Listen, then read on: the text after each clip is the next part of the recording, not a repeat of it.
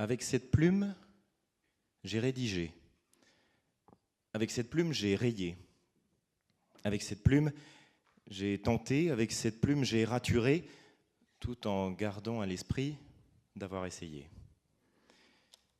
Monsieur le Président, Monsieur le Doyen, Mesdames, Messieurs, Maîtres, membres du jury, Monsieur Rial,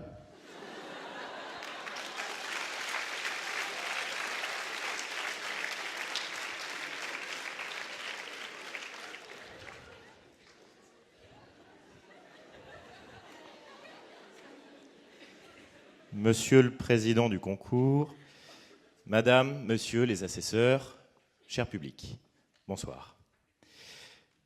Alors, aujourd'hui, je me suis dit qu'avec l'importance de cet événement, je devais arborer le costume. Oui, pourquoi pas. Mais bon, qu'est-ce que vous voulez faire face au costard 3 pièces de monsieur le professeur Audebert? Plutôt difficile, tout comme dire à monsieur Chariot qu'il a tort. Comment vous dire, c'est perdu d'avance. Je me suis également tenté par la cravate, et je n'ai manifestement pas dû travailler beaucoup pour la placer à l'endroit. Alors aujourd'hui, je m'attaque, comme la semaine dernière, une bonne partie d'entre vous avait réussi à le savoir, peut-on écrire un essai sans y laisser quelques plumes? Sujet ardu. Sujet ardu auquel je ne m'étais pas attendu, qui me plonge incontestablement en terre inconnue, à défaut d'être en terrain connu. Mais je vais tout de même, au travers de ce coup d'essai, tenter d'y garder mon plumage.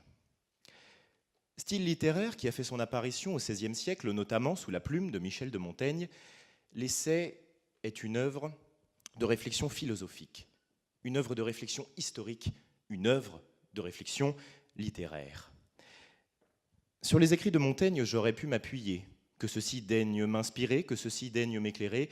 Ils m'ont simplement permis de penser à la manière de celle de Pascal.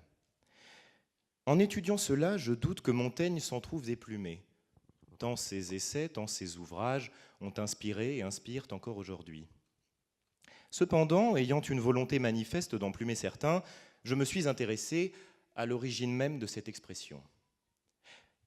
Elle naquit au XVe siècle, et jouant sur la métaphore de l'image de la volaille plumée, caractérisée aujourd'hui comme l'idée de la perte financière, l'oiseau s'envolant brusquement et machinalement face à l'agresseur, il laisse quelques plumes en vol. À la manière de cela, le canard, ayant dévoilé les déboires de Pénélope, qui elle-même a perdu quelques plumes en vol, un comble si nous nous fions à son étymologie.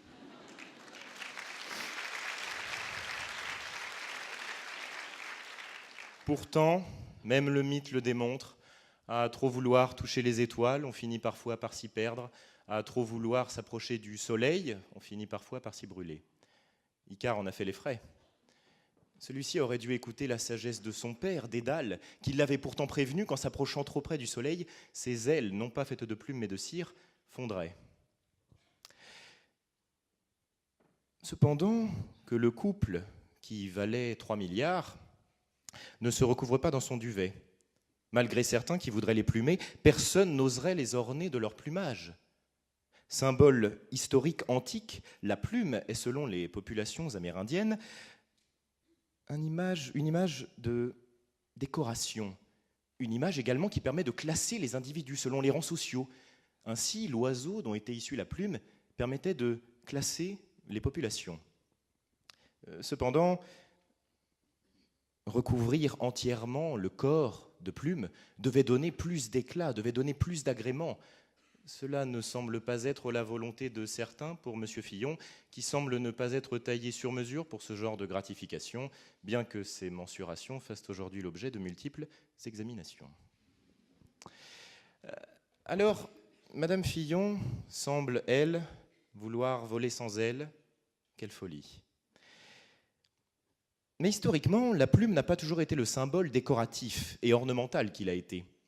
En effet, se voir recouvert non seulement de plumes, mais qui plus est de goudron, symbolique historique et littéraire de l'héritage féodal, couler du goudron et le recouvrir de plumes avait pour objectif la dissuasion, la punition. Donc finalement, quel sens donner aujourd'hui au plumage? Si nous nous intéressons dans le fait qu'en osant, en tentant, en expérimentant, eh bien, on peut prendre le risque de perdre des plumes, étudions plus profondément l'histoire de la littérature française. Alfred de Musset avait au XIXe siècle, en 1835 très exactement, imaginé la relation entre la souffrance et la poésie dans son poème La Muse. Je vous cite Musset. « Lorsque le pélican, lassé d'un long voyage, ses petits affamés courent vers le rivage. Le sang coule à flots de sa pointure ouverte. » En utilisant l'image, l'allégorie du pélican, figure légendaire d'un animal se déchirant les entrailles pour nourrir ses petits, eh bien, Alfred de Musset démontre que le poète est un personnage qui prend une dimension divine, et cela en fait un héros admirable. En effet, le poète trouve son inspiration dans ses malheurs et dans ses bonheurs, et prend le risque dans ses poèmes d'y laisser des plumes, à la manière du pélican de Musset. Le poète s'ouvre et se dévoile pour faire part de ce qui l'inspire. Musset revendique, dans ce poème, particulièrement la misère, la souffrance, qu'il considère comme nécessaire, non pas simplement pour lui, mais pour le poète d'un point de vue général. Je vous le recite, « Poète, c'est ainsi que font les grands poètes. » Ceci explique cela. Ce dernier éclaircit ce qui est assombri, dévoile ce qui est caché, et a le courage manifeste de miser sur son plumage, quitte à y perdre quelques plumes au passage, c'est qui tout double. Plus récemment, plusieurs décès nous font penser qu'en cas d'excès, on finit par s'envoler sans le vouloir. La regrettée Amy Winehouse, en surdosant sa consommation de coke, a fini par perdre ce combat de coke. À 27 ans seulement, tout comme l'icône Jim Morrison, qui a ouvert trop vite les portes du paradis, à 27 ans lui aussi. Cher public, je me suis demandé au cours de mes recherches si à cet instant je ne risquais pas de perdre l'attention de mon auditoire. Cela semble apparemment le cas. En effet, peut-on écrire un essai sans y laisser quelques plumes laisse au premier abord perplexe. On ne s'attend pas à rire de bon cœur. D'ailleurs, ce n'est pas ce que vous avez fait, ce n'était pas l'objectif. Alors, vous avez eu également l'impression que le discours tourne en rond, risque de tourner en rond et de ne pas véritablement comprendre où la juxtaposition des idées et des phrases veulent bien vous emmener. Eh bien, je vais m'autoriser à dériver. Je vais m'autoriser à abroger le terme « écrire » du sujet, mais surtout pas en modifiant le sens donné. Ainsi, je vais m'appuyer d'une manière générale sur le fait de savoir si le risque de l'action d'essayer peut faire perdre des plumes à celui qui essaie. Tout d'abord, qu'est-ce que l'essai? L'essai peut avoir pléthore de significations. Imaginons simplement que le 15 de France, de rugby, ait fini par comprendre que prendre des risques est quelque chose à prendre pour gagner, même s'il nous targuait que jouer comporte des risques. Appelez le 09 75 74 13 13. On aurait bien fini par craquer et leur dire que, pour votre santé, bougez plus. Même reproche pour nos joueurs de la capitale, où mercredi dernier, les plumes ont fini par tomber si bas qu'aujourd'hui encore, ils creusent encore, même arrivés au fond. Et ils auraient fini par comprendre, après s'être brisé les os, que les produits laitiers sont nos amis pour la vie. Alors, pour conclure, il semblait important de vous dire que peu importe la forme que prend l'essai, peu importe l'essai, peu importe de quelle manière vous osez, vous tentez, sachez que vous prendrez un risque. Risque gratifiant ou non, ce dernier vous rendra plus fort. Il renforcera votre confiance en vous ou bien vous permettra de la gagner si elle n'est pas garantie. Alors pour terminer, j'ai bien entendu les critiques la semaine dernière.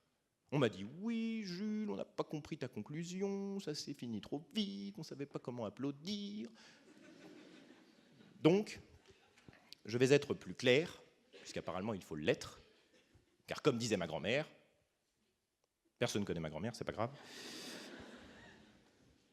Je terminerai par vous citer Kant. Der Strumpfenmangel, ein Gens den Strohischen Mann zu Werchten. De par cette citation, comme de par cet essai, cher public, y aurais-je laissé quelques plumes, ou bien devrais-je être orné d'un plumage, mais lequel? Merci de votre attention.